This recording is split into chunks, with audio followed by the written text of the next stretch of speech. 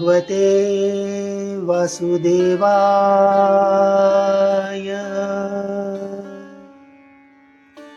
नमस्कार, अध्यात्म दर्शन चैनल पर आपका स्वागत है।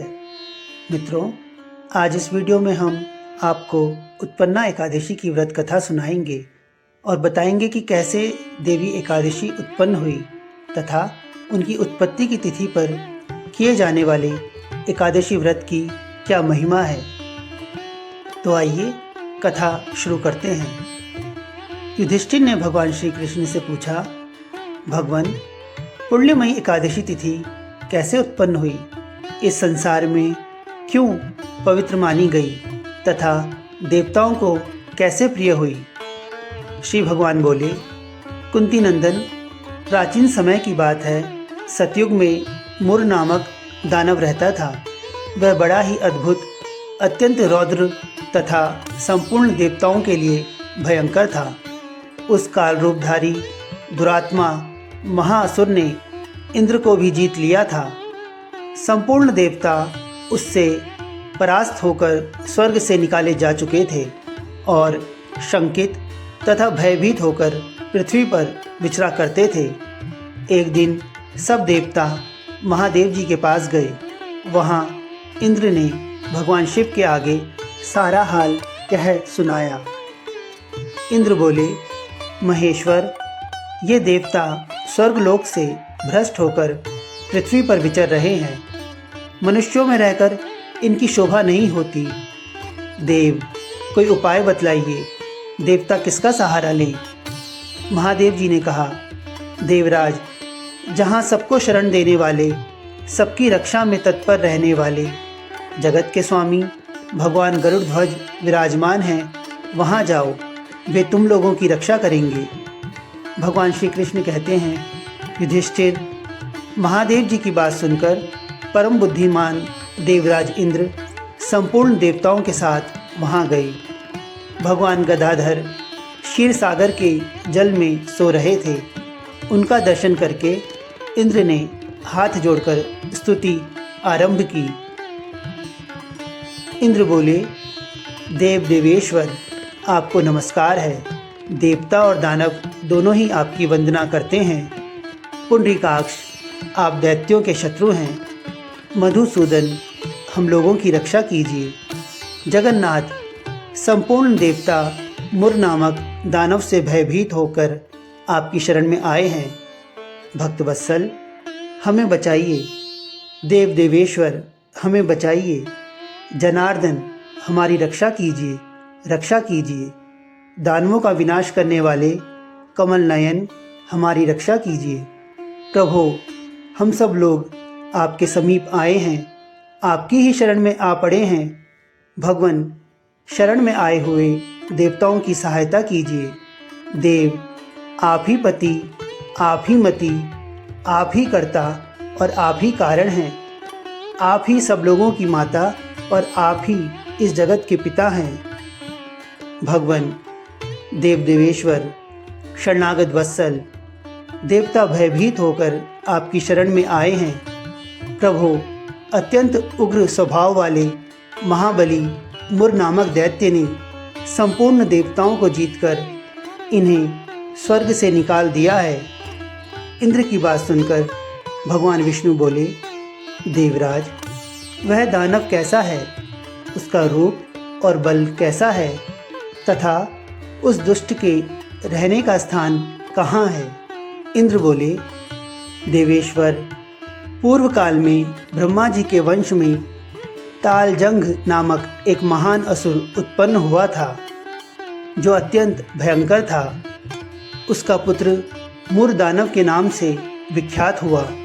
वह भी अत्यंत उत्कट, महापराक्रमी और देवताओं के लिए भयंकर है। चंद्रावती नाम से प्रसिद्ध एक नगरी है, उसी में स्थान बनाकर वह निवास करता है। उस दैत्य ने समस्त देवताओं को परास्त करके स्वर्गलोक से बाहर कर दिया है। उसने एक दूसरे ही इंद्र को स्वर्ग के सिंहासन पर बैठाया है। अग्नि, चंद्रमा, सूर्य, वायु तथा वरुण भी उसने दूसरे ही बनाए हैं। जनार्दन, मैं सच्ची बात बता रहा हूँ, उसने सब कोई दूसरे ही कर लिए हैं। देवताओं को तो उसने प्रत्येक स्थान से वंचित कर दिया है। इंद्र का कथन सुनकर भगवान जनार्दन को बड़ा क्रोध हुआ। वे देवताओं को साथ लेकर चंद्रावतीपुरी में गए। देवताओं ने देखा दैत्यराज बारंबार गर्जना कर रहा है। उससे परास्त होकर संपूर्ण देवता दसों दिशाओं में भाग गए। अब वह दानव भगवान विष्णु को देखकर बोला, खड़ा रह, खड़ा रह। उसकी ललकार सुनकर भगवान के नेत्र क्रोध से लाल हो गए। वे बोले, अरे दुराचारी दानव, मेरी इन भुजाओं को देख। यह कहकर श्री विष्णु ने अपने दिव्य बाणों से सामने आए हुए दुष्ट दानवों को मारना आरंभ किया। दानव भय से विहल हो उठे। पांडुनंदन तत्पश्चात श्री विष्णु ने दैत्य सेना पर चक्र का प्रहार किया। उससे छिन्न भिन्न होकर सैकड़ों योद्धा मौत के मुख में चले गए। इसके बाद भगवान मधुसूदन बद्रिकाश्रम को चले गए। वहाँ सिंहावती नाम की गुफा थी जो 12 योजन लंबी थी। पांडुनंदन उस गुफा में एक ही दरवाजा था। भगवान विष्णु उसी में सो गए। दानव मुर भगवान को मार डालने के उद्योग में लगा था। वह उनके पीछे लगा रहा। वहाँ पहुंचकर उसने भी उसी गुफा में प्रवेश किया। वहाँ भगवान को सोते देख उसे बड़ा हर्ष हुआ। उसने सोचा, यह दानवों को भय देने वाला देवता है, अतः निसंदेह इसे मार डालूंगा। युधिष्ठिर दानव के इस प्रकार विचार करते ही भगवान विष्णु के शरीर से एक कन्या प्रकट हुई जो बड़ी ही रूपवती, सौभाग्यशालिनी तथा दिव्य अस्त्र शस्त्रों से युक्त थी। वह भगवान के तेज के अंश से उत्पन्न हुई थी। उसका बल और पराक्रम महान था। युधिष्ठिर दानवराज मुर ने उस कन्या को देखा। कन्या ने युद्ध का विचार करके दानव के साथ युद्ध के लिए याचना की। युद्ध छिड़ गया। कन्या सब प्रकार की युद्ध कला में निपुण थी। वह मुर नामक महान असुर उसके हुंकार मात्र से राख का ढेर हो गया। दानव के मारे जाने पर भगवान जाग उठे। उन्होंने दानव को धरती पर पड़ा देख पूछा, मेरा यह शत्रु अत्यंत उग्र और भयंकर था, किसने इसका वध किया है? कन्या बोली, स्वामी, आपके ही प्रसाद से मैंने इस महादैत्य का वध किया है। श्री भगवान ने कहा, कल्याणी, तुम्हारे इस कर्म से तीनों लोकों के मुनि और देवता आनंदित हुए हैं।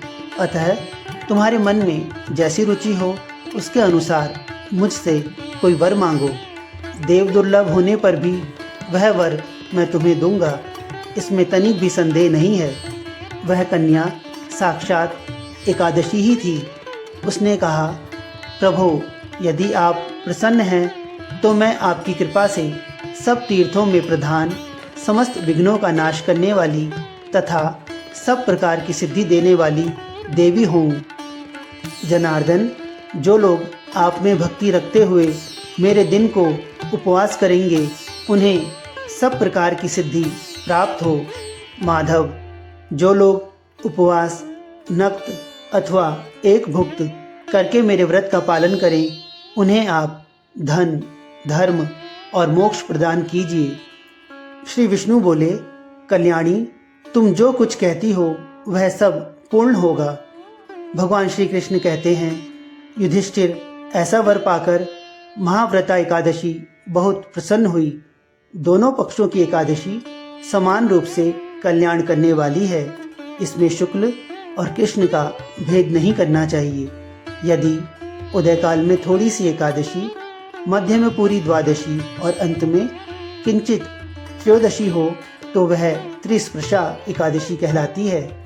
वह भगवान को बहुत ही प्रिय है। यदि एक त्रिस्पर्शा एकादशी को उपवास कर लिया जाए तो 1 सहस्त्र एकादशी व्रतों का फल प्राप्त होता है तथा इसी प्रकार द्वादशी में पारण करने पर सहस्त्र गुना फल माना गया है। अष्टमी, एकादशी, षष्ठी, तृतीया और चतुर्दशी ये यदि पूर्व तिथि से विद्ध हो तो उसमें व्रत नहीं करना चाहिए। परिवर्तनी तिथि से युक्त होने पर ही इनमें उपवास का विधान है। पहले दिन में और रात में भी एकादशी हो तथा दूसरे दिन केवल प्रातःकाल एक दंड एकादशी रहे तो पहली तिथि का परित्याग करके दूसरे दिन की द्वादशी युक्त एकादशी को ही उपवास करना चाहिए। यह विधि मैंने दोनों पक्षों की एकादशी के लिए बताई है। जो मनुष्य एकादशी को उपवास करता है वह वैकुंठ धाम में, जहाँ साक्षात भगवान गरुड़ ध्वज विराजमान हैं, जाता है। जो मानव हर समय एकादशी के महात्म्य का पाठ करता है उसे सहस्त्र गोदानों के पुण्य का फल प्राप्त होता है। जो दिन या रात में भक्तिपूर्वक इस महात्म्य का श्रवण करते हैं वे निसंदेह ब्रह्म हत्या आदि पापों से मुक्त हो जाते हैं। एकादशी के समान पापनाशक व्रत दूसरा कोई नहीं है। तो मित्रों, यह थी उत्पन्ना एकादशी की व्रत कथा। अगले वीडियो में फिर आपके सामने एक नए विषय के साथ उपस्थित होंगे। तब तक के लिए हमें आज्ञा दीजिए। धन्यवाद। ओम नमो भगवते वासुदेवाय।